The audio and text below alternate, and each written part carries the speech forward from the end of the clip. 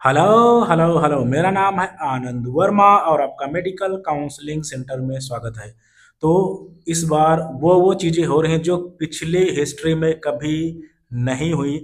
आपका रिजल्ट जो second round का था उसको उन लोगों ने बोला कि दोबारा पब्लिश करेंगे, कुछ गड़बड़ हुआ सीट का इधर उधर करके। उसके बाद में फिर से इन लोगों ने वही सेम रिजल्ट बोल दिया कि हाँ बस यही सेम रिजल्ट है। बहुत ज़्यादा क्वेश्चन मार्क इस बार उठ रहे हैं पूरी हमारी एमसीसी पे, हमारे हमारे एनएमसी पे, क्योंकि इतने बार शेड्यूल पीछे होना और इतनी बार आपका रिजल्ट पब्लिश होना और इतनी high cut off BMS BHMS की, ये कैसे पॉसिबल है जबकि पेपर बहुत ज़्यादा टफ था।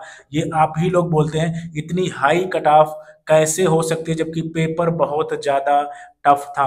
कहीं ना कहीं से कुछ न कुछ उल्टे सीधे काम की यानी स्कैम की बू बहुत बुरी तरीके से आ रही है और अलॉटमेंट जा किसको रहे हैं यही नहीं समझ में आ रहा है अच्छे से।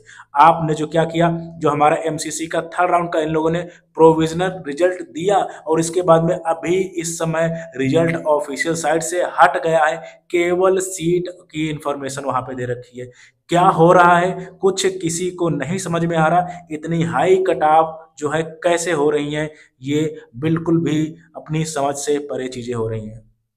क्या चल रहा है, क्या सोच के काम कर रहे हैं। ये 2024 से ये सिनेरियो ऐसा स्टार्ट हो गया है क्योंकि 2024 में इतना ज़्यादा पब्लिक टीचर्स लग के जो है किए हुए थे कि हाँ रिनीट रिनीट, तो वहाँ से इनको जो है प्रोत्साहन मिला कि हाँ बस कुछ भी करो, मैं भगवान हूँ, मेरे जैसा बस बिल्कुल करते रहो, कोई दिक्कत नहीं, जैसा भी हो वैसा करो। पचासों बार शेड्यूल पीछे हुए हैं, पचासों बार आज एक सीट आ जाती है, परसों दो सीट आ जाती है, तीन सीट आ जाती है और हजारों न्यूज पड़ी हुई है कि एससी एसटी सबसे ज्यादा अगर नुकसान हो रहा है तो एससी और एसटी कैटेगरी के बच्चों को हो रहा है। ये चीजें शायद आप नहीं समझ पाओ क्योंकि बहुत ज्यादा धड़ल्ले से सर्टिफिकेट बन रहे हैं एससी कैटेगरी के, एसटी कैटेगरी के, और एडमिशन लिए जाने की न्यूज की भरमार है। फ्रीडम फाइटर के सर्टिफिकेट बन रहे हैं, डोमिसाइल फर्जी बन रहे हैं, ये सब अलॉटमेंट उन्हीं उल्टे सीधे लोगों को जाने की चीजें हो रही हैं या जा रहे हैं। नहीं तो एक जेन्युइन बच्चा कैसे अलॉटमेंट नहीं पाएगा अगर उसकी रैंक ठीक ठाक है। चीजें कुछ एनालिसिस से बाहर इस बार ऐसी चीजें हो रही हैं जैसी कभी किसी ने एक्सपेक्ट नहीं की होंगी। बहुत ज्यादा धड़ल्ले से चीजें चल रही हैं इसमें। जो है आप बताओ ये कैसी रिस्पॉन्सिबिलिटी है एमसीसी की। आप एक बार रिजल्ट देते हो, बाद में कहते हो नहीं रिजल्ट गड़बड़ मैं दोबारा दूंगा, फिर कहते हो नहीं वही रिजल्ट ठीक है। ये कैसा, कोई रिस्पॉन्सिबिलिटी दिख रही नहीं दिख रही, एमसीसी की दिख रही नहीं दिख रही, एनटीए की तो सालों से नहीं दिख रही।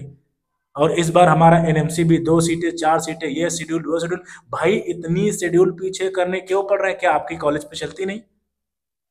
कैसे हो रहा है भाई, एक बार में सारे कॉलेज अपने यहाँ की चीजें नहीं दे पा रहे। तो बहुत प्रॉब्लम, बहुत ज़्यादा इस बार काउंसलिंग पे जो हमारा क्वेश्चन मार्क उठ रहे हैं, बहुत ही ज़्यादा क्वेश्चन मार्क उठ रहे हैं। और फिर से आपने थर्ड राउंड का रिजल्ट डिलीट कर दिया है और मैं भी यही कह दें कि बस अभी सेम रिजल्ट ये पब्लिश कर दें और बोल दें नहीं अब ये वाला ठीक है। क्या चल रहा है, सब भगवान के भरोसे, सब राम भरोसे चीज़ें हो रही हैं। क्या ही कह सकते हैं, बिल्कुल मजाक सा बना दिया है 2025 नीट काउंसलिंग को।